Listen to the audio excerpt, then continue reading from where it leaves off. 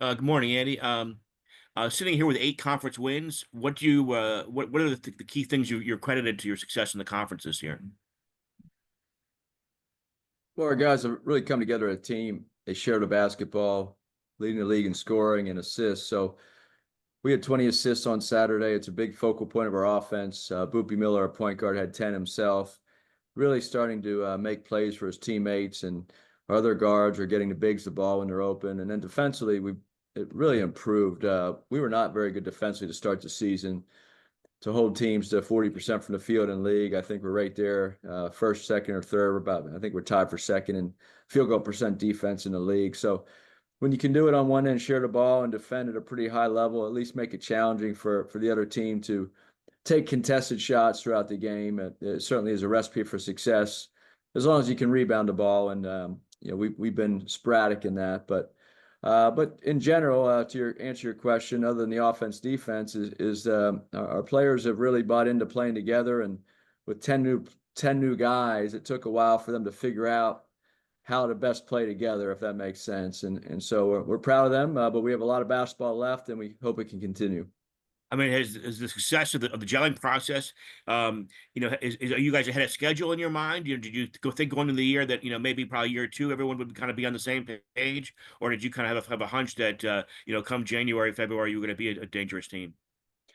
I don't think, Mark, you can anticipate how you're going to be because with 10 new players, 7 transfers, Sumet didn't join us till late in the summer, or actually the first day of class. So we just had a completely new team. And I think in today's environment, it's hard to really plan for the future too far in advance because of the transfer portal, the NIL, and guys moving schools year to year. So I think you just have to try to build your best team possible every single season. That's what we did here at SMU when we got the job in the fall, in the spring and the summer. And then when you get everybody together in the fall, you just try to help them get to know each other as quickly as possible and have a team that plays like a team. Thank you. David Teal. Defensively, Andy, who have been the linchpins of that improvement in your mind? Well, our guards are playing much better on the ball. They're getting over ball screens. They're tougher. They're in the gaps. B.J. Edwards leads the league in steals. But Boopy Miller and Chuck Harris, Kerry Okendo really improved their perimeter defense, their toughness.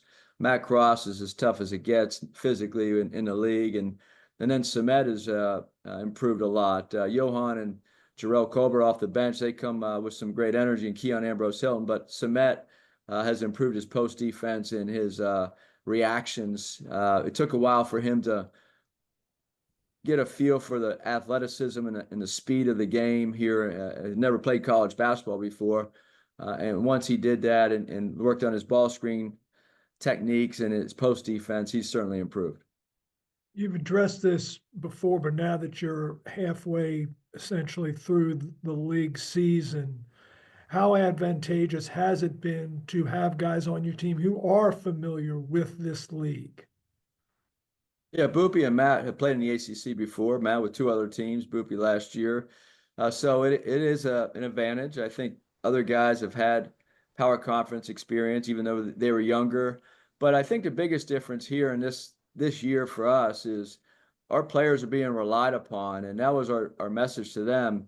You might have been at other schools within the ACC or other power conferences, but you weren't relied upon to help win games. Now we're giving you the opportunity to come to SMU, and we're relying on you every practice. And then when you step to court, when the lights turn on, we're relying on you to win games for us. And that's a responsibility that they all wanted, and they've done a great job embracing that and playing together.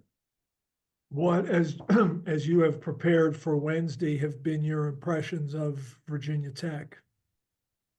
Also, a great shooting team. They can score the ball at a lot of different positions, and they're dangerous at the three. I think they made 10 or more threes, 4 out of the last 5 games, and they have some good players. Of course, their big guy, Lawal, is as athletic as I've seen in a long time in college basketball, and their shooting is really impressive.